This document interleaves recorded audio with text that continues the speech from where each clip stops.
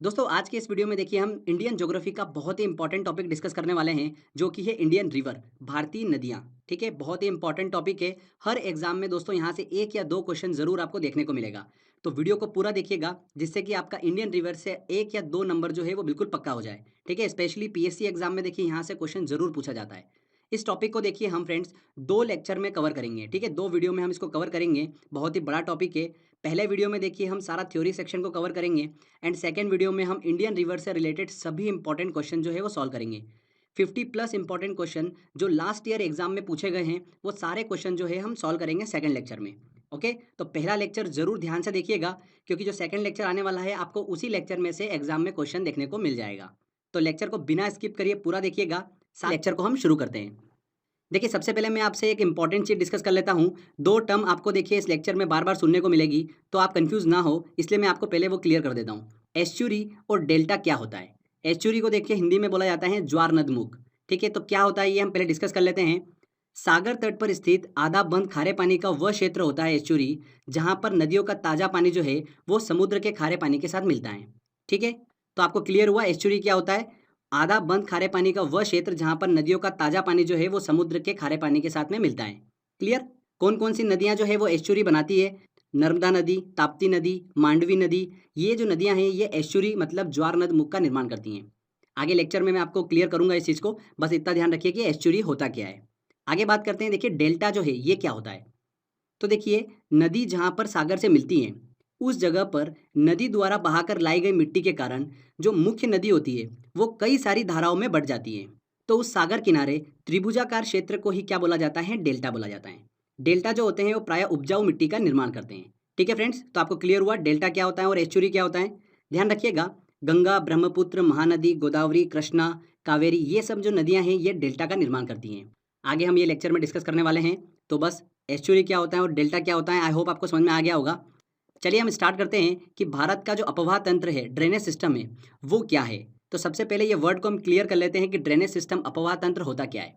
अपवाह तंत्र जो शब्द है ये एक नदी तंत्र की व्याख्या करता है जिसमें अलग अलग दिशाओं से छोटी छोटी धाराएं आकर एक मुख्य धारा का निर्माण करती हैं, मतलब मुख्य नदी का निर्माण करती हैं। ओके, यहाँ पर जो अलग अलग दिशाओं से छोटी छोटी धाराएं आती है वो मुख्य नदी की क्या होती हैं, सहायक नदियाँ होती हैं।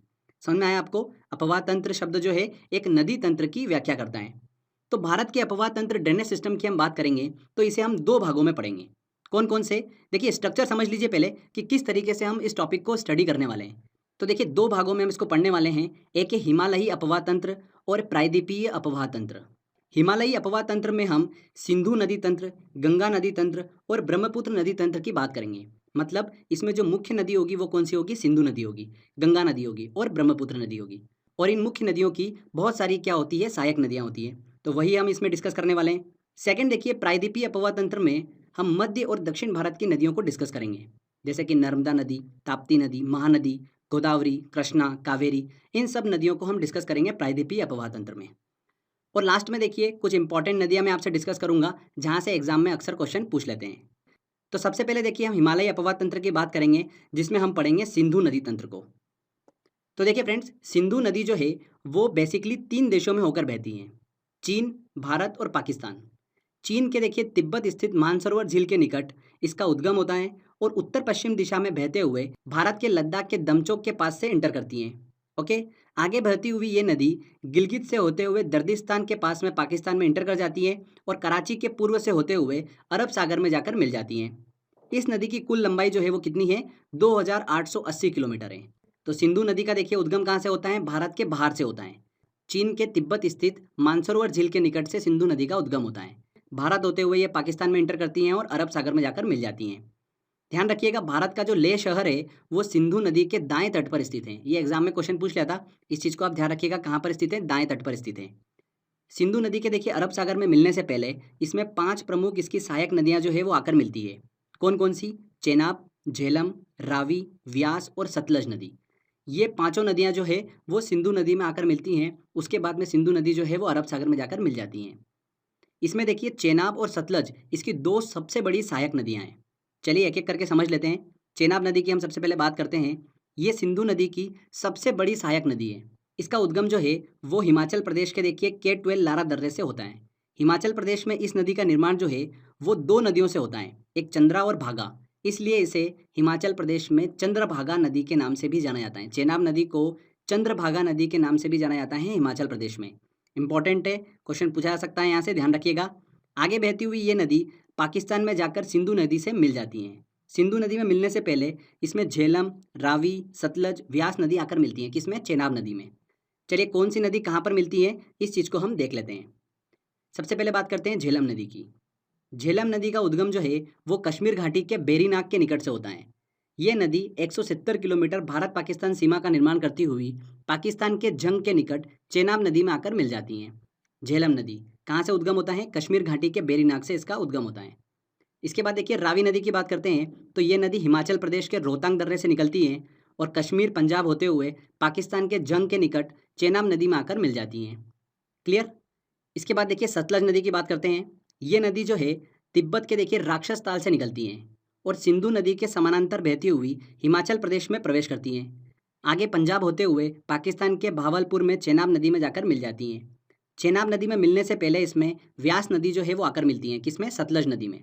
ध्यान रखिएगा सतलज नदी का जो उद्गम है वो भारत में नहीं होता है। कहाँ पर होता है? तिब्बत के मानसरोवर में होता है। ठीक है, तिब्बत के मानसरोवर स्थित राक्षस ताल से सतलज नदी जो है वो निकलती है। हमने जैसे कि बात करी कि व्यास नदी जो है वो सतलज नदी में आकर मिल जाती है, तो व्यास नदी को डिस्कस कर लेते हैं। व्यास नदी जो है वो रोहतांग दर्रे से निकलती हैं और व्यास नदी हिमाचल प्रदेश के कुल्लू घाटी में बहते हुए पंजाब के हरीके में सतलज नदी से आकर मिल जाती हैं। ओके फ्रेंड्स, हरीके क्षेत्र में जो व्यास और सतलज नदी का संगम होता है वहीं से देश की सबसे लंबी नहर जो है इंदिरा गांधी नहर वो निकलती है। देश की सबसे लंबी नहर जो है इंदिरा गांधी नहर कहाँ से निकलती है? हरीके में निकलती है, जहाँ पर व्यास और सतलज नदी का संगम होता है। ओके, ये नहर जो है पंजाब राजस्थान से होकर गुजरात में एंटर करती है। राजस्थान में इसकी सबसे अधिक लंबाई है 470 किलोमीटर। तो ये चीज़ आपको पता होना चाहिए। साथ ही ध्यान रखिएगा फ्रेंड्स, पाकिस्तान के जैसा कि मैंने आपको बताया कि भावलपुर में सतलज नदी जो है वो चेनाब नदी से मिलती हैं। तब ये चेनाब से मिलने के बाद में पंचनद नदी का निर्माण करती है। मतलब इस पॉइंट पर पांचों नदियां जो है वो एक हो जाती हैं। झेलम, रावी, सतलज, व्यास और चेनाब, ये पांचों नदियां एक होकर आगे बढ़ती हैं, इसीलिए इसे पंचनद नदी का नाम दिया गया है। मतलब सिंधु नदी में मिलने से पहले 45 किलोमीटर तक ये पांचों नदियां एक होकर आगे बढ़ती हैं। ठीक है, तो पंचनद नदी किसे बोला गया है ये आपको क्लियर हो गया होगा, इस चीज़ को ध्यान रखिएगा। अब देखिए फ्रेंड्स, दिमाग में एक बात आती है कि सिंधु, चेनाब, झेलम, रावी, सतलज और व्यास नदी जो है ये सारी नदियां भारत में होते हुए बहती हैं, उसके बाद में पाकिस्तान में एंटर करती हैं। तो भारत अगर पूरी तरह से इन नदियों को रोक ले तो पाकिस्तान के पास तो पानी कैसे पहुंचेगा? तो इसको ध्यान में रखकर एक सिंधु जल समझौता हुआ था 1960 में पानी के वितरण के लिए। तो ये चीज़ भी आपको पता होना चाहिए, इसलिए ध्यान से सुनिएगा। 1960 में भारत और पाकिस्तान के बीच में एक संधि हुई थी, सिंधु जल संधि। इस संधि के अनुसार 3 पूर्वी नदियों का कंट्रोल जो है वो किसे दिया गया? भारत को दिया गया, व्यास, रावी और सतलज नदी का। ठीक है, और 3 पश्चिमी नदियां जो थी सिंधु, चेनाब और झेलम, इन तीनों पश्चिमी नदियों का कंट्रोल किसे दिया गया? पाकिस्तान को दिया गया। तो ये थी सिंधु जल संधि। इस चीज़ को आप ध्यान रखिएगा, 1960 में हुई थी। किस नदी का कंट्रोल किस देश को दिया गया है ये आपको पता होना चाहिए।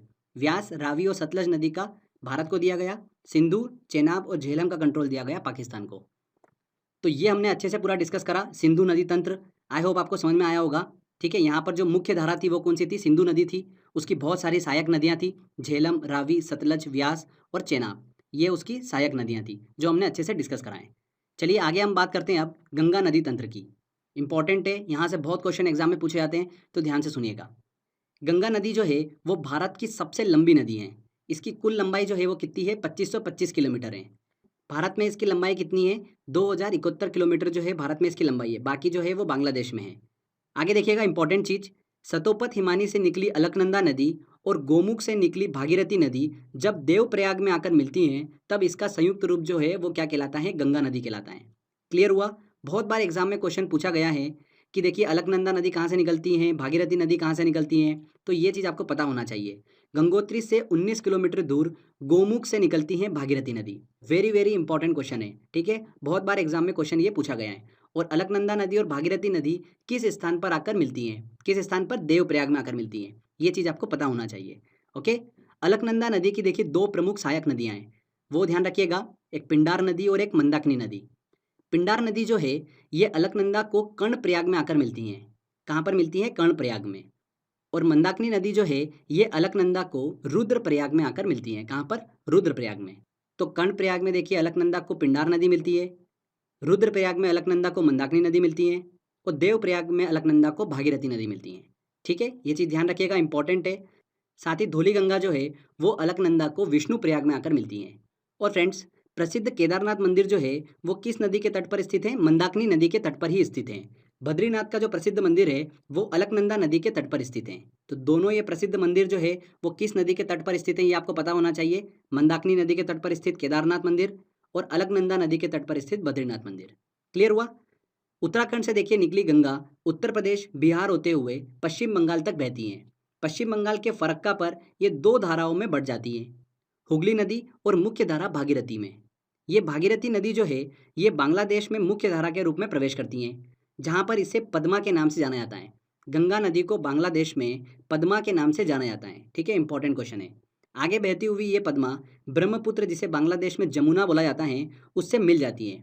और गंगा और जमुना का संयुक्त रूप जो कि ब्रह्मपुत्र नदी है उसका संयुक्त रूप क्या कहलाता है? मेघना कहलाता है। और बंगाल की खाड़ी में मेघना के रूप में ये नदी जो है जाकर मिल जाती है। ठीक है फ्रेंड्स, इस चीज़ को ध्यान रखिएगा, मेघना के फॉर्म में ये बंगाल की खाड़ी में मिलती हैं।